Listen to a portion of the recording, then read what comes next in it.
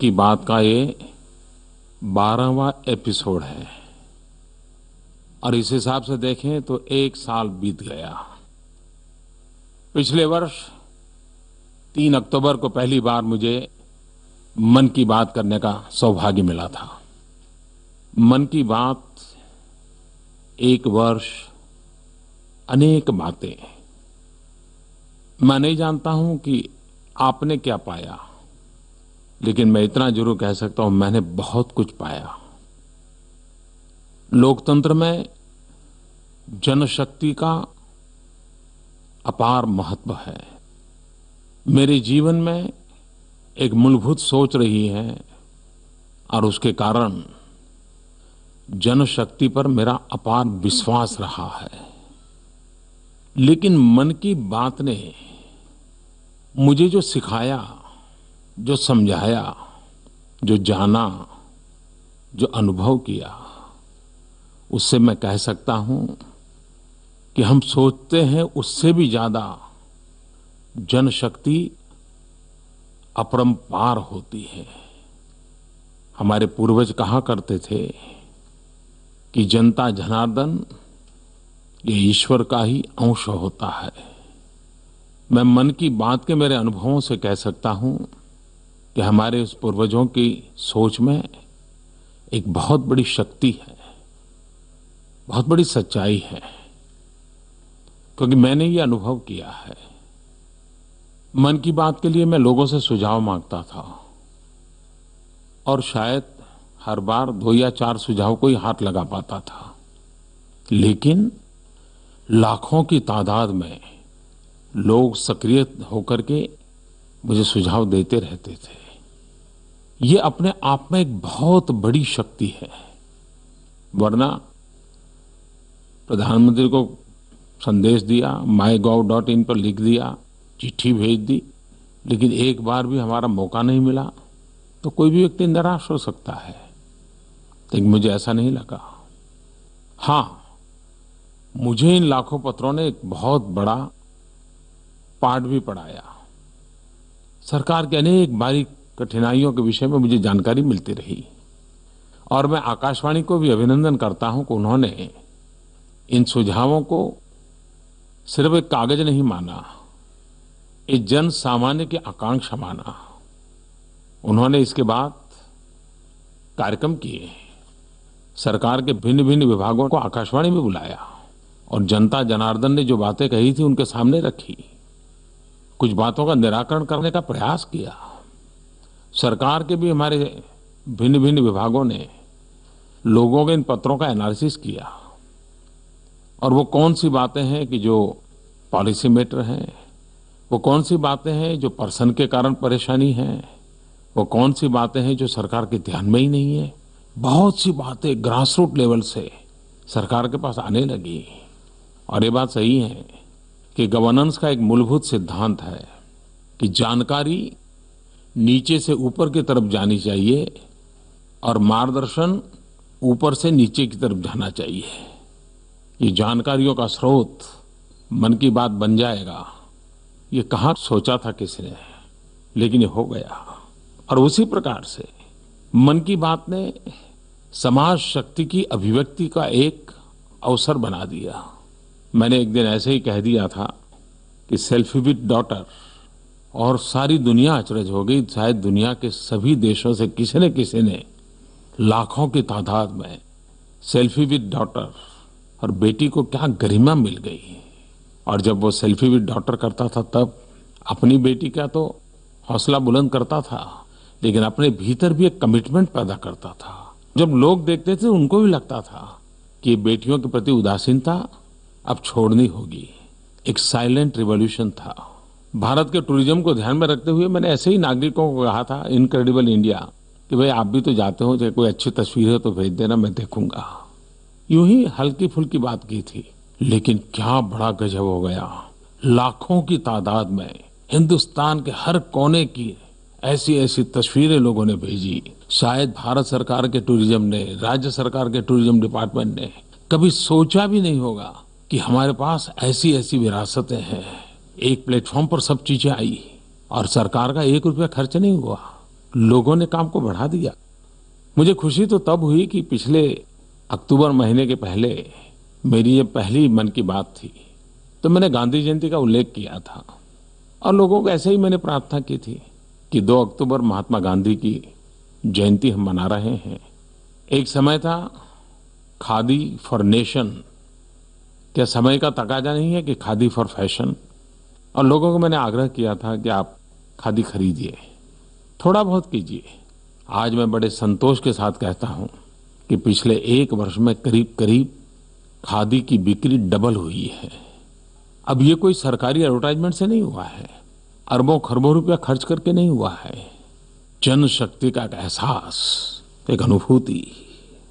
एक बार मैंने मन की बात में कहा था, गरीब के घर में चूल्हा जलता है, बच्चे रोते रहते हैं, गरीब मां, क्या उसे गैस सिलेंडर नहीं मिलना चाहिए?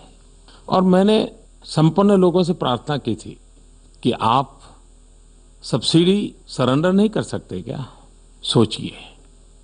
और मैं आज बड़े आनंद के साथ कहना चाहता हूं कि इस देश के 30 लाख परिवारों ने गैस सिलेंडर की सब्सिडी छोड़ दी है।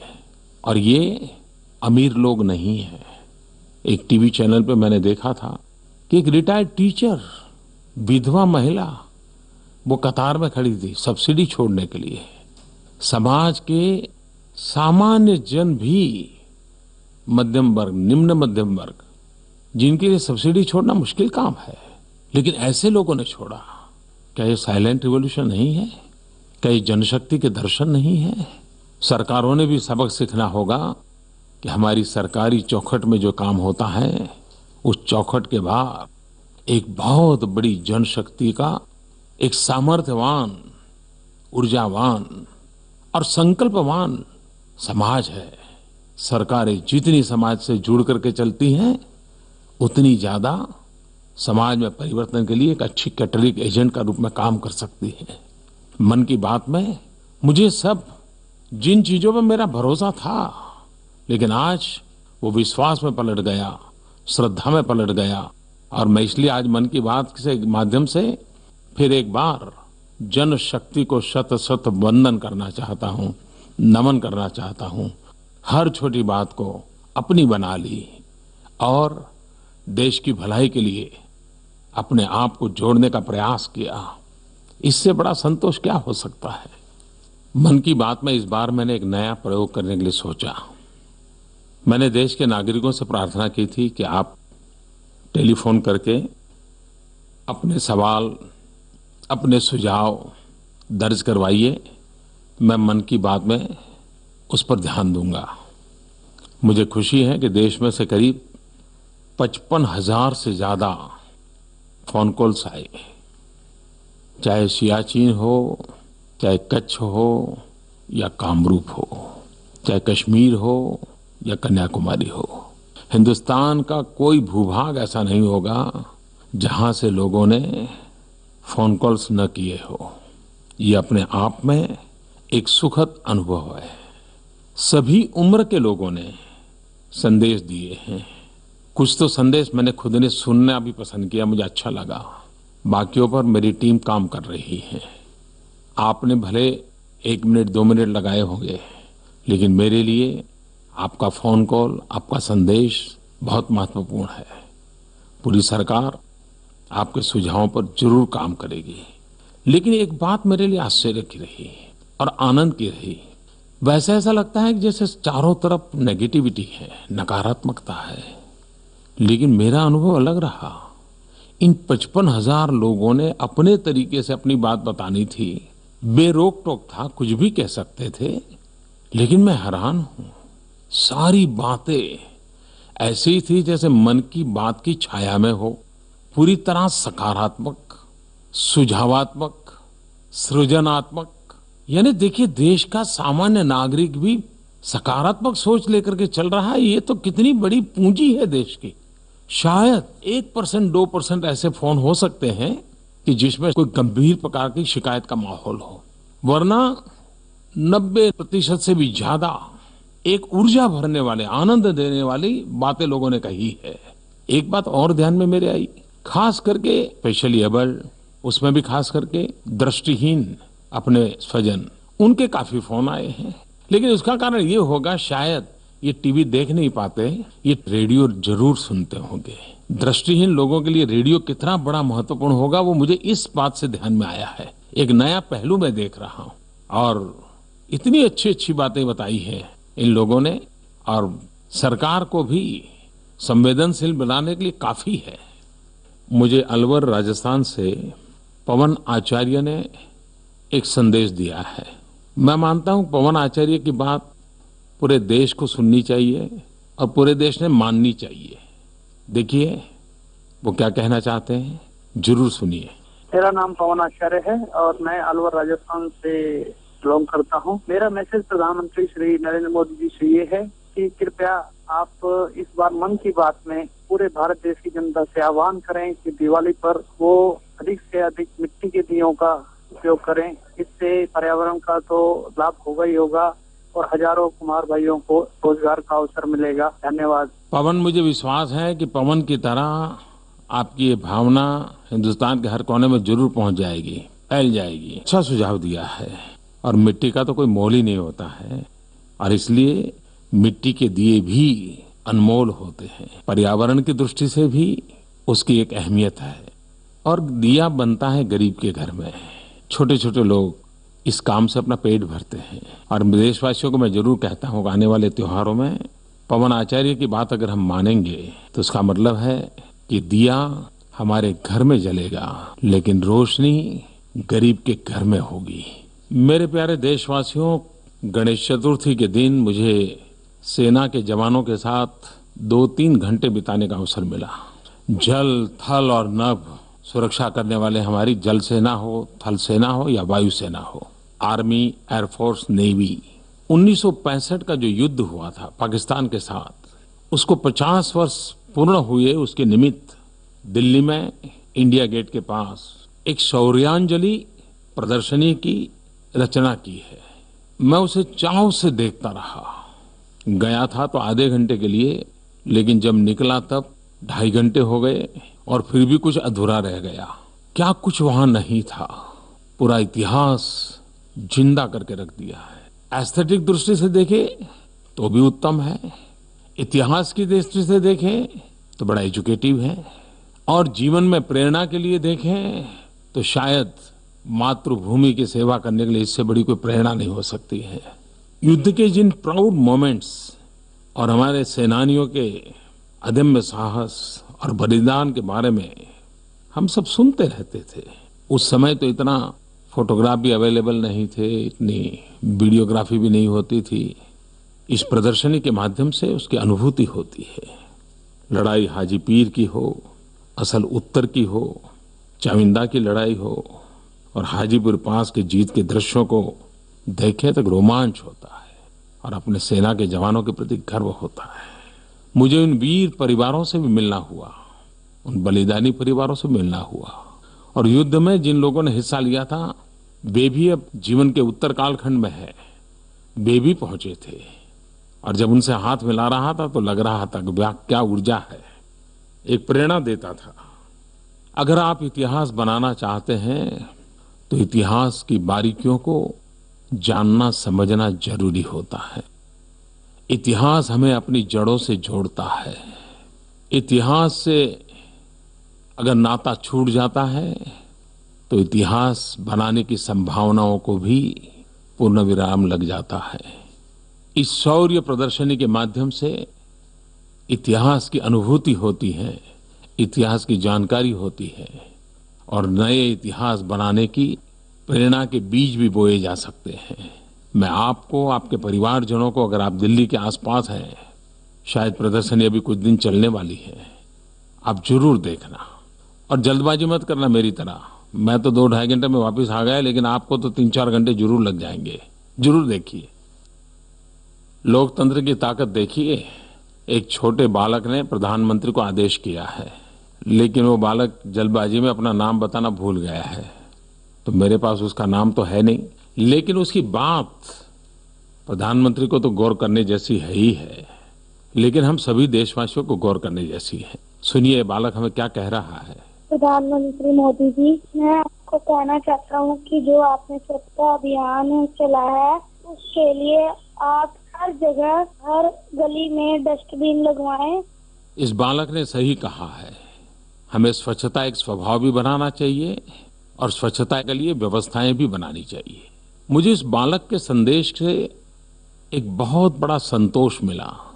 संतोष इस बात का मिला, 2 अक्टूबर को मैंने स्वच्छ भारत को लेकर के एक अभियान को चलाने की घोषणा की और मैं कह सकता हूं शायद आजादी के बाद पहली बार ऐसा हुआ होगा कि संसद में भी घंटों तक स्वच्छता के विषय पर आजकल चर्चा होती है। हमारी सरकार की आलोचना भी होती है। मुझे भी बहुत कुछ सुनना पड़ता है कि मोदी जी बड़ी बड़ी बातें करते थे स्वच्छता की, लेकिन क्या हुआ। मैं इसे बुरा नहीं मानता हूं। मैं इसमें से अच्छा ये देख रहा हूं कि देश की संसद भी भारत की स्वच्छता के लिए चर्चा कर रही है। और दूसरी तरफ देखिए, एक तरफ संसद और एक तरफ इस देश का शिशु, दोनों स्वच्छता के ऊपर बात करें, इससे बड़ा देश का सौभाग्य क्या हो सकता है। ये जो आंदोलन चल रहा है विचारों का, गंदगी के तरफ नफरत का जो माहौल बन रहा है, स्वच्छता की तरफ एक जागरूकता आई है, ये सरकारों को भी काम करने के लिए मजबूर करेगी करेगी करेगी। स्थानीय स्वराज की संस्थाओं को भी, चाहे पंचायत हो, नगर पंचायत हो, नगर पालिका हो, महानगर पालिका हो या राज्य हो या केंद्र हो, हर किसी को इस पर काम करना ही पड़ेगा। इस आंदोलन को हमें आगे बढ़ाना है, कमियों के रहते हुए भी आगे बढ़ाना है और इस भारत को 2019 में जब महात्मा गांधी की 150वीं जयंती हम मनाएंगे, महात्मा गांधी के सपनों को पूरा करने की दिशा में हम काम करें। और आपको मालूम है महात्मा गांधी क्या कहते थे? एक बार उन्होंने कहा है कि आजादी और स्वच्छता दोनों में से मुझे एक पसंद करना है तो मैं पहले स्वच्छता पसंद करूंगा, आजादी बाद में। गांधी के लिए आजादी से भी ज्यादा स्वच्छता का महत्व था। आइए हम सब महात्मा गांधी की बात को माने और उनकी इच्छा को पूरी करने के लिए कुछ कदम हम भी चलें। दिल्ली से गुलशन अरोड़ा जी ने माय गॉव पर एक मैसेज छोड़ा है। उन्होंने लिखा है कि दीनदयाल जी की जन्म शताब्दी के बारे में वो जानना चाहते हैं। मेरे प्यारे देशवासियों, महापुरुषों का जीवन सदा सर्वदा हमारे लिए प्रेरणा का कारण रहता है और हम लोगों का काम महापुरुष किस विचारधारा के थे उसका मूल्यांकन करना हमारा काम नहीं है। देश के लिए जीने मरने वाले हर कोई हमारे लिए प्रेरक होते हैं और इन दिनों में तो इतने सारे महापुरुषों को याद करने का अवसर आ रहा है। 25 सितंबर को पंडित दीनदयाल उपाध्याय, 2 अक्टूबर को महात्मा गांधी, लाल बहादुर शास्त्री, 11 अक्टूबर को जयप्रकाश नारायण जी, 31 अक्टूबर को सरदार वल्लभ भाई पटेल। कितने अनगिनत नाम हैं। मैं तो बहुत कुछ ही बोल रहा हूं क्योंकि ये देश तो बहुरत्ना वसुंधरा है। आप कोई भी डेट निकाल दीजिए, इतिहास के जरोसे से कोई न कोई महापुरुष का नाम मिल ही जाएगा। आने वाले दिनों में इन सभी महापुरुषों को हम याद करें, उनके जीवन का संदेश हम घर घर तक पहुंचाएं और हम भी उनसे कुछ न कुछ सीखने का प्रयास करें। मैं विशेष करके 2 अक्टूबर के लिए फिर से एक बार आग्रह करना चाहता हूं। 2 अक्टूबर पूज्य बापू महात्मा गांधी की जन्म जयंती। मैंने गत वर्ष भी कहा था कि आपके पास हर प्रकार के फैशन के कपड़े होंगे, हर प्रकार का फैब्रिक होगा, बहुत सी चीजें होगी, लेकिन उसमें खादी का भी स्थान होना चाहिए। मैं एक बार फिर कहता हूं कि 2 अक्टूबर से लेकर के 1 महीने भर खादी में रियायत होती है, उसका फायदा उठाया जाए और खादी के साथ साथ हैंडलूम को भी उतना ही महत्व दिया जाए। हमारे बुनकर भाई कितनी मेहनत करते हैं। हम 125 करोड़ देशवासी 5 रुपया, 10 रुपया, 50 रुपया की भी कोई हैंडलूम की चीज, कोई खादी की चीज खरीद लें, अल्टीमेटली वो पैसा वो गरीब बुनकर के घर में जाएगा, खादी बनाने वाली गरीब विधवा के घर में जाएगा। और इसलिए इस दिवाली में हम खादी को जरूर अपने घर में जगा दें, अपने शरीर पर जगा दें। मैं कभी ये आग्रह नहीं करता हूं आप पूर्ण रूप से खादीधारी बने, कुछ बस इतना ही आग्रह है मेरा। और देखिए, पिछली बार आपने करीब करीब बिक्री को डबल कर दिया। कितने गरीबों का फायदा हुआ है। जो काम सरकार अरबों खरबों रुपए के एडवर्टाइजमेंट से नहीं कर सकती है, वो आप लोगों ने छोटे से मदद से कर दी। यही तो जनशक्ति है। और इसलिए मैं फिर से एक बार उस काम के लिए आपको आग्रह करता हूं। प्यारे देशवासियों, मेरा मन एक बात से बहुत आनंद से भर गया है। मन करता है इस आनंद का आपको भी थोड़ा स्वाद मिलना चाहिए। मैं मई महीने में कोलकाता गया था और सुभाष बोस के परिवारजन मिलने आए थे। उनके भतीजे चंद्रा बोस ने सब ऑर्गेनाइज किया था। काफ़ी देर तक सुभाष बाबू के परिवारजनों के साथ हंसी खुशी की शाम बिताने का मुझे अवसर मिला था। और उस दिन ये तय किया था कि सुभाष बाबू का बृहद परिवार प्रधानमंत्री निवास स्थान पर आए। चंद्रा बोस और उसके परिवारजन इस काम में लगे रहे थे। और पिछले हफ्ते मुझे कन्फर्मेशन मिला कि 50 से अधिक सुभाष बाबू के परिवारजन प्रधानमंत्री निवास स्थान पर आने वाले हैं। आप कल्पना कर सकते हैं मेरे लिए कितनी बड़ी खुशी का पल होगा। नेताजी के परिवारजन शायद उनके जीवन में पहली बार सबको मिलकर के एक साथ प्रधानमंत्री निवास जाने का अवसर आया होगा। लेकिन उसके ज्यादा मेरे लिए खुशी की बात है कि प्रधानमंत्री निवास स्थान में ऐसी मेहमान नवाजी का सौभाग्य कभी भी नहीं आया होगा जो मुझे अक्टूबर में मिलने वाला है। सुभाष बाबू के 50 से अधिक और सारे परिवार के लोग अलग अलग देशों में रहते हैं। सब लोग खास आ रहे हैं। कितना बड़ा आनंद का पल होगा मेरे लिए। मैं उनके स्वागत के लिए बहुत खुश हूँ, बहुत ही आनंद की अनुभूति कर रहा हूँ। एक संदेश मुझे भार्गवी कानडे की तरफ से मिला और उसका बोलने का ढंग, उसकी आवाज, ये सब सुनकर के मुझे लगा वो खुद भी लीडर लगती है और शायद लीडर बनने वाली होगी, ऐसा लगता है। मेरा नाम भार्गवी कानडे है। मैं प्रधानमंत्री जी से ये निवेदन करना चाहती हूँ कि आप युवा पीढ़ी को वोटर्स रजिस्ट्रेशन के बारे में जागरूक करें, जिससे आने वाले समय में युवा पीढ़ी का सहभाग बढ़े और भविष्य में युवा पीढ़ी का महत्वपूर्ण सहयोग सरकार चुनने में हो और चलाने में भी हो सके। धन्यवाद।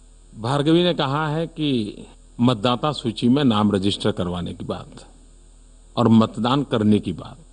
आपकी बात सही है। लोकतंत्र में हर मतदाता देश का भाग्य विधाता होता है और ये जागरूकता धीरे धीरे बढ़ रही है। मतदान का परसेंटेज भी बढ़ रहा है और मैं इसके लिए भारत के चुनाव आयोग को विशेष रूप से बधाई देना चाहता हूं। कुछ वर्ष पहले हम देखते थे कि हमारा इलेक्शन कमीशन एक सिर्फ रेगुलेटर के रूप में काम कर रहा है, लेकिन पिछले कुछ वर्षों से उसमें बहुत बड़ा बदलाव आया है। आज हमारा इलेक्शन कमीशन सिर्फ रेगुलेटर नहीं रहा है, एक प्रकार से फैसिलिटेटर बन गया है, वोटर फ्रेंडली बन गया है और उनकी सारी सोच, सारी योजनाओं में मतदाता उनके केंद्र में रहता है। ये बहुत अच्छा बदलाव है। लेकिन सिर्फ चुनाव आयोग काम करता रहे इससे चलने वाला नहीं है। हमने भी स्कूल में, कॉलेज में, मोहल्ले में ये जागृति का माहौल बनाए रखना चाहिए। सिर्फ चुनाव आए तब जागृति हो ऐसा नहीं। मतदाता सूची अपग्रेड होती रहनी चाहिए। हमने भी देखते रहना चाहिए। मुझे अमूल्य जो अधिकार मिला है वो मेरा अधिकार सुरक्षित है कि नहीं, मैं अधिकार का उपयोग कर रहा हूं कि नहीं कर रहा हूं, ये आदत हम सबको बनानी चाहिए। मैं आशा करता हूं देश के नौजवान अगर मतदाता सूची में रजिस्टर नहीं हुई है तो उन्हें होना चाहिए और मतदान भी अवश्य करना चाहिए। और मैं तो चुनावों के दिनों में पब्लिकली कहा करता हूं कि पहले मतदान फिर जलपान। इतना पवित्र काम है, हर किसी ने करना चाहिए। परसों मैं काशी का भ्रमण करके आया, बहुत लोगों से मिला, बहुत सारे कार्यक्रम हुए, इतने लोगों से मिला, लेकिन 2 बालक जिनकी बात मैं आपसे करना चाहता हूं।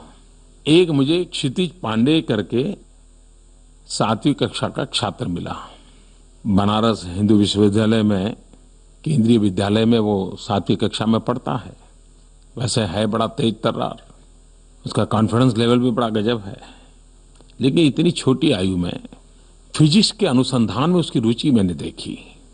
मुझे लगा कि बहुत कुछ वो पढ़ता होगा, इंटरनेट सर्फिंग करता होगा, नए नए प्रयोग देखता होगा, रेल एक्सीडेंट कैसे रोके जाएं, कौन सी टेक्नोलॉजी हो, एनर्जी में खर्चा कैसे कम हो, रोबोट में फिलिंग कैसे आए, न जाने क्या क्या बातें बता रहा था। बड़ा गजब का था भाई। खैर मैं बारीकी से उसका ये तो नहीं देख पाया कि वो जो कह रहा है उसमें कितनी बारीकी है, क्या है, लेकिन उसका कॉन्फिडेंस लेवल, उसकी रुचि, और मैं चाहता हूँ हमारे देश के बालकों का विज्ञान के प्रति रुचि बढ़नी चाहिए। बालक के मन में लगातार सवाल उठने चाहिए, क्यों, कैसे, कब, ये बालक मन से पूछना चाहिए। वैसे ही मुझे सोनम पटेल, एक बहुत ही छोटी बालिका से मिलना हुआ। 9 साल की उम्र है, वाराणसी के सुंदरपुर निवासी सदाब्रिज पटेल की वो एक बेटी, बहुत ही गरीब परिवार की बेटी है। और मैं हैरान था कि बच्ची पूरी गीता उसको कंठस्थ है। लेकिन सबसे बड़ी बात मुझे ये लगी कि जब मैंने उसको पूछा तो वो श्लोक भी बताती थी, अंग्रेजी में इंटरप्रिटेशन करती थी, उसकी परिभाषा करती थी, हिंदी में परिभाषा करती थी। मैंने उनके पिताजी को पूछा तो बोले वो 5 साल की उम्र से बोल रही है। मैंने कहा कहाँ सीखा? बोले हमें भी मालूम नहीं है। तो मैंने कहा और पढ़ाई में क्या हाल है, सिर्फ गीता ही पढ़ती रहती है और भी कुछ करती है? तो उन्होंने कहा नहीं जी, वो मैथमेटिक्स एक बार हाथ ले ले तो शाम को उसको सब मुंह पाठ होता है, हिस्ट्री ले ले शाम को सब याद होता है।